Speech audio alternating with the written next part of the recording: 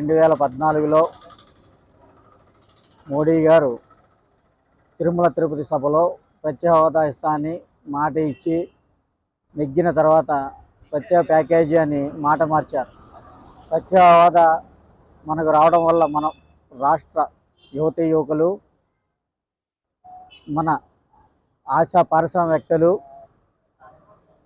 మన తెలుగు ఇండస్ట్రీ కానీ, మన 970 కిలోమీటర్లు కోస్టల్ ఏరియా కానీ డెవలప్ అవ్వడానికి కానీ ఎన్నో విధాల మన ప్రజలు, మన యువతీ యువకులు, నిరుద్యోగులకు ఉపాధి దొరుకుతుందని ఆశిస్తూ, అలాగే మన రైల్వే జోన్, స్టీల్ ప్లాంట్ ప్రైవేటీకరణ, రాజధాని, పోలవరం గురించి నేను రిలే నిరాదీక్ష చేస్తున్నాను.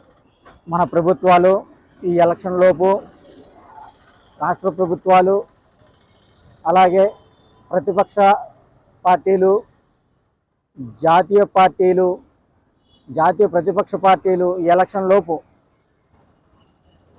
మేనిఫెస్టోలో పెట్టి రావాలని ఆశిస్తున్నాను.